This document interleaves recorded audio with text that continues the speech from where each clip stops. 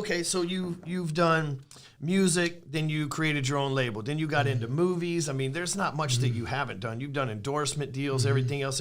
At what point do you stop so much relying on? You never stop relying on it, but stop pursuing as much the rap money and then start working for wealth. Finally now. Okay. You know, we own a very lucrative business. We own a sneaker store. I mean, I can show you the lines today. The lines. To get in the store. Today. Oh, hell yeah. Now, I'm not talking about a while ago. I'm talking about right now. It's in the Bronx? Present. I got one in Harlem, one in Washington Heights, and one in the Bronx. Look at this thing right here. Oh, shit, that's right now. That's right now, today. Y'all got a new release, or that's just regular shit? No. That's the Bad Bunnies came out We were today. just bumping his stuff earlier for you. Oh, no, he's incredible. Oh, yeah. But huge name. So we invest back in the community. You know, I have a school in this store where we take kids in after school that don't have access to computers, and we have teachers that come and give in their time, and it's successful people. When you're in New York, we need you. Successful people tell their story to these kids. Are so blessed. Yeah. I don't know how to explain it to you. Yeah. I walk in there, guys who own skyscrapers, malls, they're telling their story. That's the way they give back to these little kids, and these little kids are learning from, you know, it's a beautiful experience. And so we like to invest in our community. A lot of artists, they get successful and they run away from the community. Yeah. I want the old lady to know that Joe's still here. I want the old man and the kid to know that you ain't got to run away. You could be right here. Now I have about four to five different TV shows coming out this year. I saw that. Yeah. So, it's amazing. I got a book coming out in November.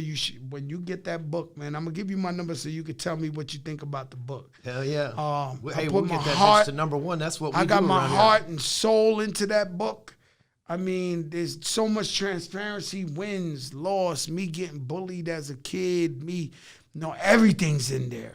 Like everything. It touches everybody. Yeah. You know, and so what's it called? Can you tell us? It's called The Book of Jose. So it'll be out. Then we already, the book ain't come out yet. We already got a series with Showtime. Oh, nice. With Kenya Barris and the Terrero brothers, and so they heard about the book, and they're like, nah, we want the series. Like, we need to turn this in. So many blessings, but you know me. To answer your question legitimately, my whole life I wanted to be the best rapper. And some other people could lie to you, but I'll tell you the truth. It was always a marathon for me. It was a rest in peace Nipsey, but it was always the long haul. And it's still the long haul. And so what I bank on is legacy. I bank on when I'm dead, long gone, 20 years after. Somebody got to come to my daughter, somebody got to come to my kids and say, yo, we're going to make a fucking blockbuster movie about your dad, and we're gonna use all his syncs and all his music, and then 20 years from now, she's gonna get the biggest check in the world to land on her lap. Right. And so that's why I do it. And then you know, you got Apex, but believe it or not, you got competition.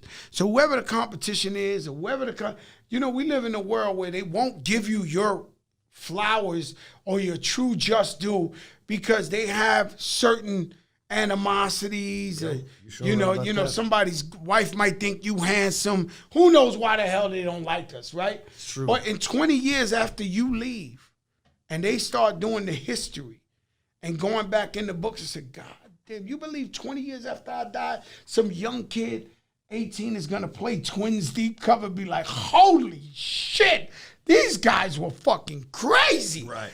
You're right though. It's a whole new thing going. Yep. You know, the Ramones, they never got their just due while they were on the earth. Most artists don't.